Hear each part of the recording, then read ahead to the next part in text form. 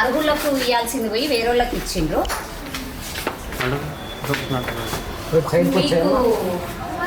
Light తమ్ముడు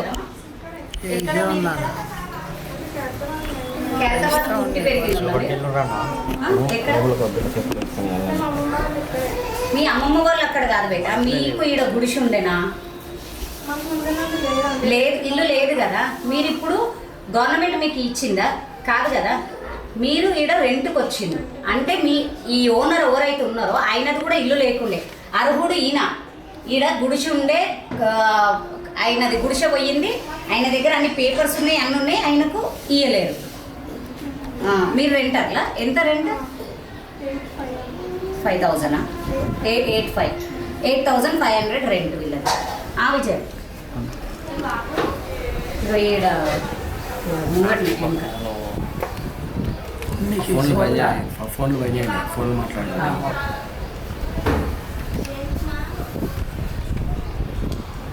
ఇప్పుడు మీరు 8,500 మీరు కిరాయికి ఉంటారు, నేనేమంటలేను. ఈడ రెంట్కి ఇవ్వడానికి కాదు కదా. నువ్వు తీసుకున్నావు బేట, మీది తప్పు లేదు. నేనేమంటున్నా, అర్హులు వీళ్ళు. అయితే ఇప్పుడు వాళ్ళు అర్హులు కాదు, వాళ్ళు ఈడ గుడిసె లేదు, వాళ్ళకి ఏం లేదు. ఎమ్మెల్యే గారు వాళ్ళ స్వార్థానికి వాళ్ళకు సెలెక్టెడ్ పీపుల్స్కి ఇచ్చుకున్నాడు కానీ మళ్ళీ వాళ్ళు ఏం చేస్తారు? రెంట్కి ఇస్తారు. నువ్వు ఎడ్యుకేటెడ్ పర్సన్ కదా, నువ్వు చిన్న నాలెడ్జ్ ఉంది కదా. ఈయన ఎంత ఏజ్, ఈయన స్ట్రగుల్ పడి ఈయన రెంట్కుంటున్నాడు. వీళ్ళేమో ఇష్టం ఉన్న వాళ్ళకి ఇచ్చుకుంటా రెంట్కి ఇచ్చుకుంటారు, అంటే క్యాష్ చేసుకుంటారు కదా. ఈయనది ఇల్లు అసలు ఈయనకు రావాలా, 2 ఇల్లు రావాలా. ఈయన గుడిసెలు ఉండే కదా, గుడిసెలు ఉంటే ఈయన గుడిసె కులగొట్టారు పర్మిషన్ తోటి. ఇంకోటి ఈయనకు మొత్తం డాక్యుమెంట్స్ ఇట్లా అన్నీ ఉన్నాయి.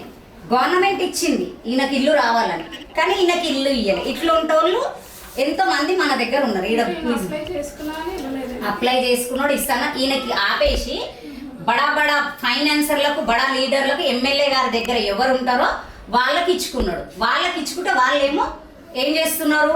మన కిరాయిలకు ఇచ్చుకుంటున్నారు. మళ్ళీ వాళ్ళకి ఇల్లు లేదు అని కాదు, వాళ్ళకి ఏం లేదు అన్నాడు. వాళ్ళకి ఇల్లు ఉంది, అన్నీ ఉన్నాయి. మీరు ఎంత రెంట్ పే చేస్తారు? ఓకే. కరెంట్ బిల్లా?